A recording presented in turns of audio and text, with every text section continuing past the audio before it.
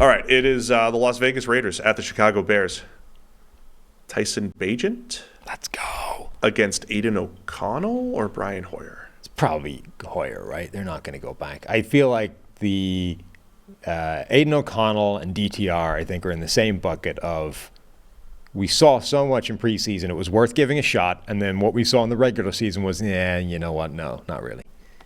I don't know, man. It felt like they just want Hoyer as the backup, and they wanted to, make O'Connell the starter when he's got a week to prep. So I'm not sure. I haven't heard reports. I know Jimmy Garoppolo has got a back injury, did not practice Wednesday. And Garoppolo, you know how we talk about the great healers around the NFL? Great healers. Yeah. He's not a great healer. I don't think Jimmy Garoppolo is a great healer. No. So Tyson Bagent, though, almost certainly getting the start for the Bears. Is that official? I mean, it has to be, right? He's got the Fields thing, dislocated thumb. It's okay, but it's like he can't grip the ball. It's a grip strength thing. It's not a pain thing. It's like until he can actually grip the ball properly, he can't play quarterback. Yeah, that's a challenge. Yeah, so Bagent is the guy. The Raiders are favored by 3 in Chicago here.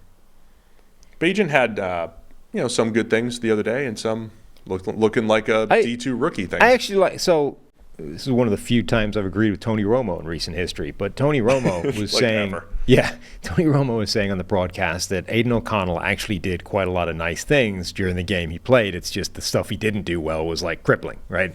Like the sacks, the turnovers, like they were problematic. It's like, again, it was like that Bryce Young analysis game 1, right? If you take out the 2 crippling, idiotic turnovers, he actually played quite well. That's how I felt with Aiden O'Connell, and it's kind of how I felt about Bagent last week as well, where he comes in like instant fumble. Like, oh, come on.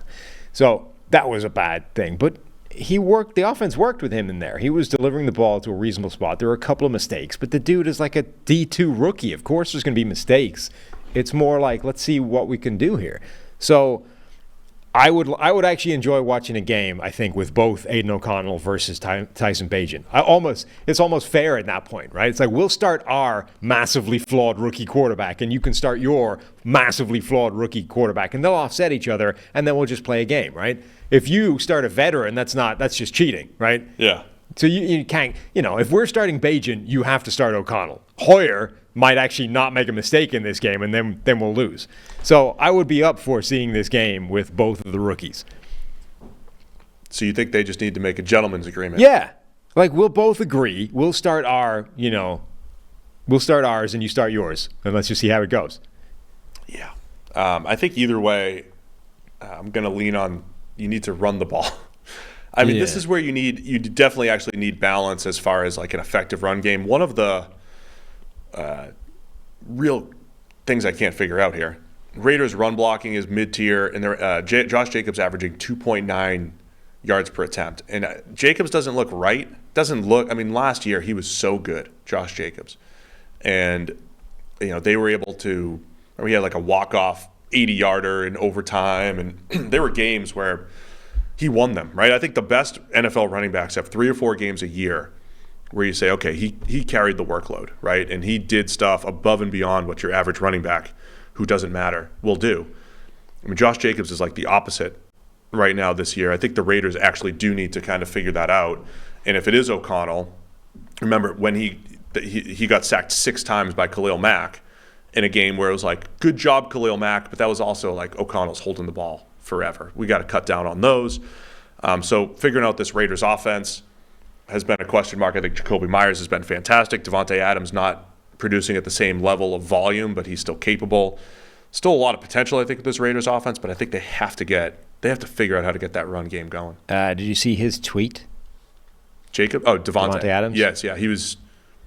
He was not happy with the win because he's chasing greatness or something. Well, damn it, where was it? I was looking at this a second ago. He quote tweeted a Raiders beat reporter whose name has escaped me at the moment, so apologies for that. But the guy was basically explaining, Davante's attitude with things at the moment. He's like, look, Davante only wants to win. And in order for him to win, the offense needs to be better than it currently is. And in order for the offense to be better than it currently is, they need to give Davante Adams the ball more, right? That was essentially his summation of Adams' attitude. And Adams quote tweeted that and was like, yes, thank you, etc. Yeah. So he's basically saying, look, all I want to do is win, and the only way we win is if I'm given the ball more because I'm better than all of you chumps, right? And there's some logic to that. No lies told. Right. Yeah.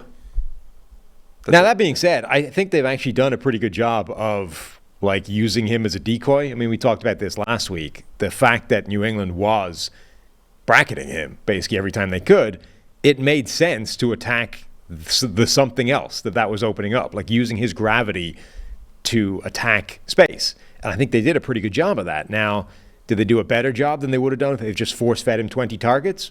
I don't know. Yeah, no, I completely agree there. I mean, I think generally, I think when you look at it, the alpha receiver. Found it. The quote? I finally found the quote in the tweet. Tayshaun Reed is the guy's name that had this. So my takeaway from Davante Adams' comments today, he values winning above all else, but knows the Raiders can't win at the level he wants to without the offense being significantly better.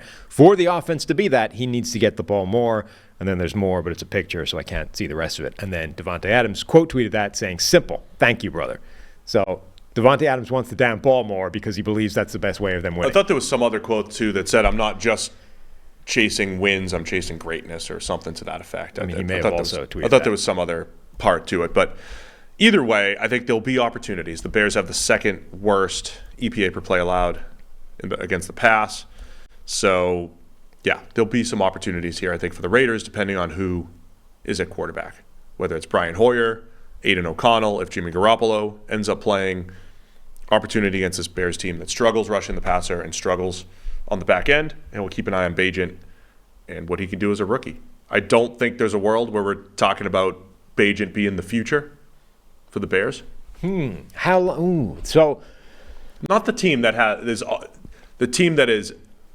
has a very high percentage chance of picking one of the top two quarterbacks in the draft next year. I don't think we're going to be talking this season about Bagent first, Is there a world where he just get Bagent, a left tackle and a receiver with those top two picks next year, and we'll be fine. I don't envision that happening. But is there a world where he can take the job from Fields until that point?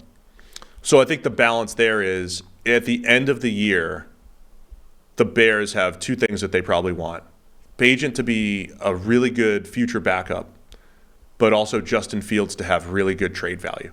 Unless Fields comes back and he takes that step forward that we've, theorized could exist, which is great runner, becomes an efficient passer, and at the end of the season, it's like, well, Fields is the guy we're going to build around. We legit are going to draft a left tackle and a receiver for him. Not a chance. I doubt that's going to happen, but you want Fields' trade value to be high because at the end of the year, Fields will have. So what maximizes his?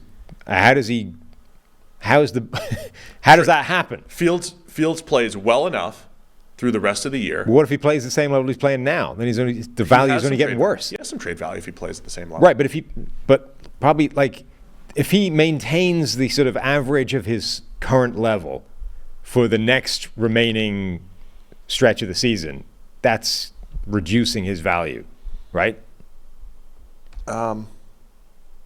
Maybe. It keeps it about even. If he has some of those, flashy games like last year.